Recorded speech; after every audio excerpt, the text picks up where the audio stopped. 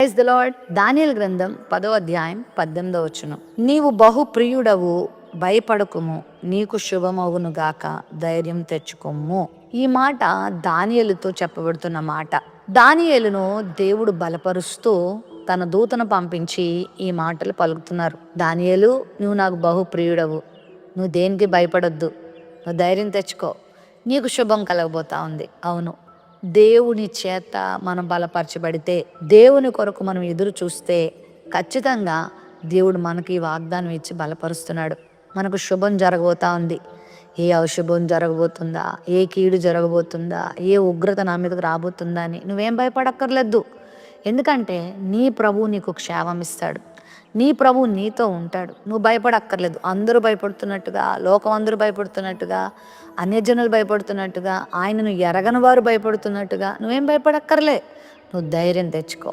ఒకవేళ ఈ ఉదయకాల సమయంలో నీ జీవితంలో కలుగుతున్న ఆయా రకాల ఈతి బాధలను బట్టి నువ్వు ధైర్యం కోల్పోయావా, భయపడిపోతున్నావా, మరి నీరసించిపోతున్నావా, శుష్కించిపోతున్నావా, ప్రభు నిన్ను బలపరుస్తున్నాడు.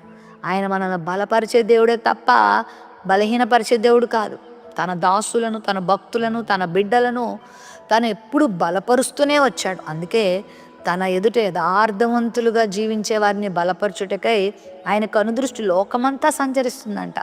ఒకవేళ ఏ విషయంలో నువ్వు బలాన్ని కోల్పోయావో, బలహీనురాలు అయిపోయావో, బలహీనుడు అయిపోయావో, దేవుడు నిన్ను బలపరుస్తాడు. కృంగిపోవద్దు. నువ్వు బలవంతురాలిగా తయారవుతున్నావు, బలవంతుడిగా తయారు కాబోతున్నావు. నీకు శుభం జరగబోతా ఉంది. నీకు దేవుడు మేలు చేయబోతున్నాడు. ఈ నూతన సంవత్సరంలో నువ్వు గొప్ప కార్యాలు దేవుడి నుండి పొందబోతున్నావు. దేవుడు నిన్ను వాడుకోబోతున్నాడు. దేవుడు నీ చేయి పట్టి నడిపించబోతున్నాడు. కోల్పోయిన శక్తిని, కోల్పోయిన బలాన్ని మరలా దేవుడిని తిరిగిస్తాడు. నీలో ఉన్న అవమాన భారాన్ని, నీలో ఉన్న పాప భారాన్ని, నీలో ఉన్నటువంటి అపరాధ భావాన్ని అంతటిని తొలగించి దేవుడు ధైర్యపరిచి, నిరీక్షణ ఇచ్చి గొప్ప కార్యాలు చూసేలా దేవుడు చేయబోతున్నాడు. మరి నువ్వు కూడా దానియేలు వలె ప్రభువుని పట్టుకో, ప్రభు సన్నిధిలో ఎదుగు, ప్రార్థించు, విశ్వాసంతో జీవించు. ఎలాంటి ప్రతికూల పరిస్థితులు వచ్చినా ప్రభువుని విడిచిపెట్టకుండా నమ్మకంగా ఉండు. ప్రభువుని జీవితాన్ని దీవించి ఆశీర్వదించి అనేకులకు ఆశీర్వాదకరంగా ఉంచబోతున్నాడు. ప్రేమ నమ్మకం కలిగిన మా తండ్రి, మీకు వందనాలు. ఈ సమయంలో నువ్వు ఇచ్చిన వాగ్దానం అందరి జీవితంలో నెరవేర్చి మాకు శుభము కలుగుటకు, క్షేమం కలుగుటకు, ఆదరించబడుటకు, ధైర్యంగా జీవించుటకు కృప చూపమని యేసు నామమున అడుగుచున్నాం తండ్రి. ఆమెన్.